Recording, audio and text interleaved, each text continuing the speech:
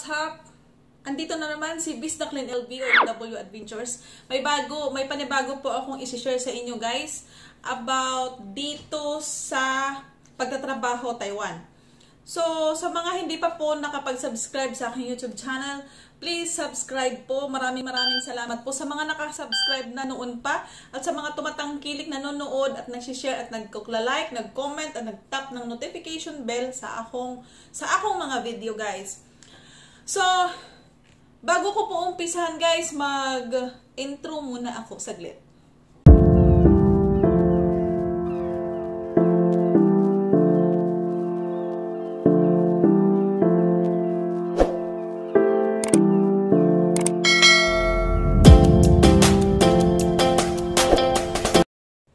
So, ayun na nga guys, may panibago po akong video na isi-share sa inyo.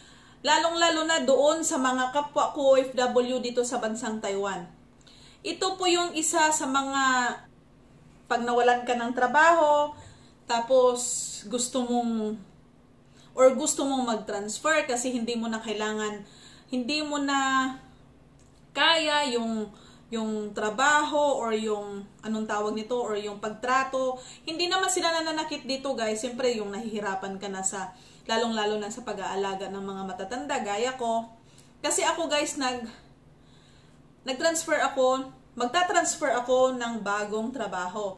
Pero yung aking i-share naman guys is hindi yung sa pag-transfer ng panibagong employer, panibagong trabaho.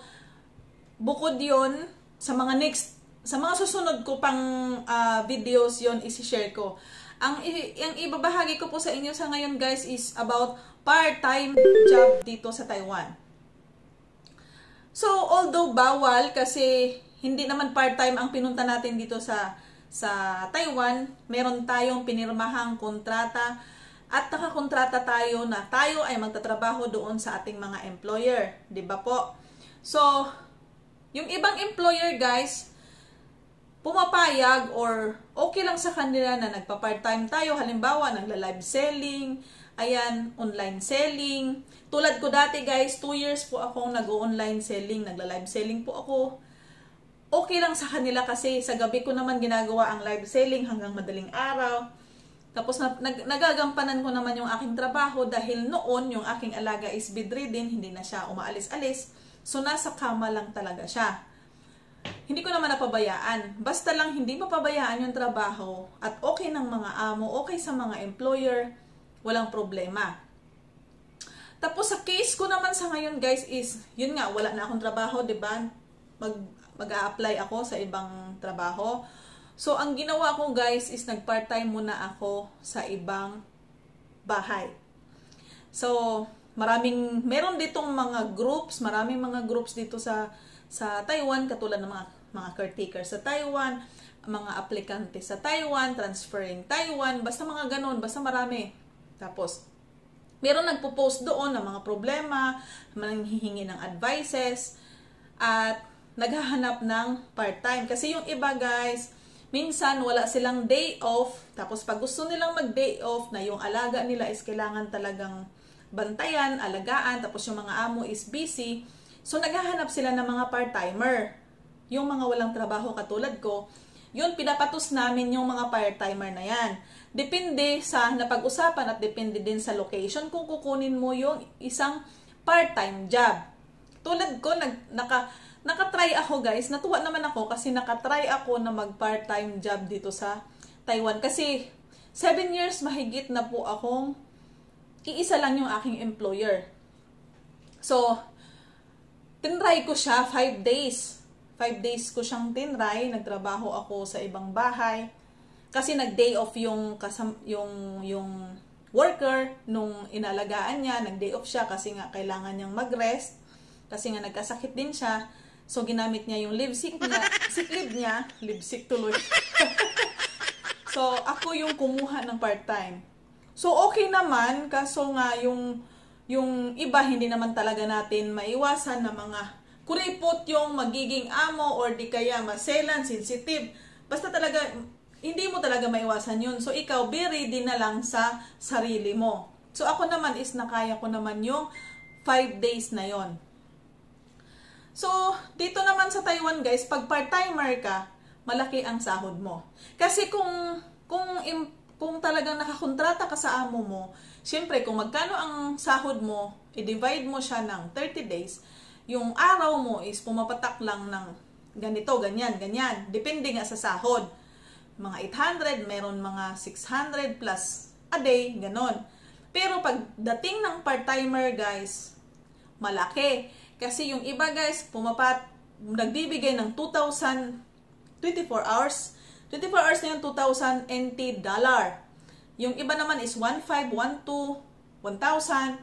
Hindi siya bababa ng 1,000. Yung part-timer. So, medyo malaki-laki yung nakuha ko sa 5 days. Pero tiis naman ako guys kasi sobrang init doon. Kuripot sila sa aircon at kuripot sila sa pagkain, as in kuripot sila.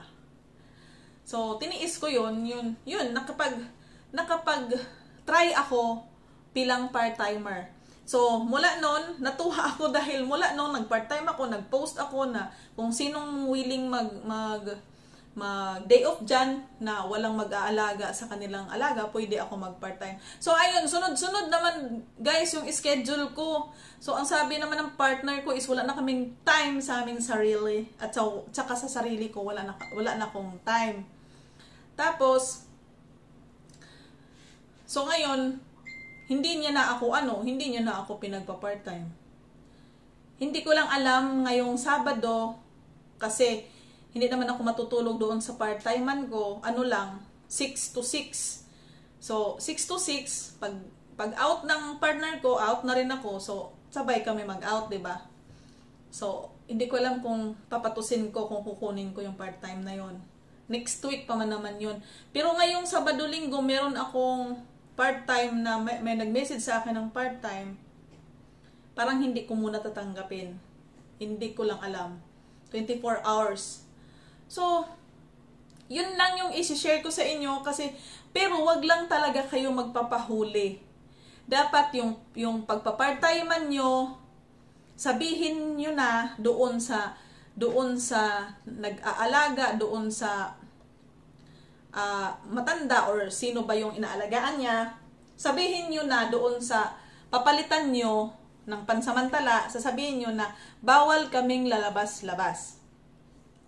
Kasi nga, pag nahuli kayo ng pulis na yung address nyo sa ARC at yung address na pinagtatrabahuan nyo, pinagpa-part-timean nyo is hindi pareho, ibig sabihin nag-part-time job ka. Diba? So, bawal talaga yon. Bawal talaga yon kasi hindi yun ang pinunta mo dito at yung nasa kontrata mo is hindi yun ang amo mo. So, ingat-ingat na lang po sa mga nagpa-part-time dyan kasi yung iba dyan, kapwa Pinoy ang hahatak sa inyo. 'Di ba? Hindi, simpre sasabihin nila, baka mamaya nainggit sa'yo, o isusumbong ka, ituturo ka, yari ka. 'Di ba? So, yun lang guys.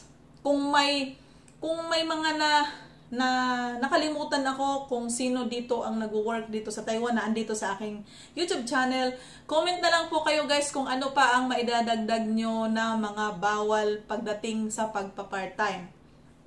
So nakakatuwa lang kasi kung halimbawa hindi ka pa nakahanap ng new employer, meron kaming 60 days na bubunuin namin na kailangan within 60 days makakahanap kami ng new employer.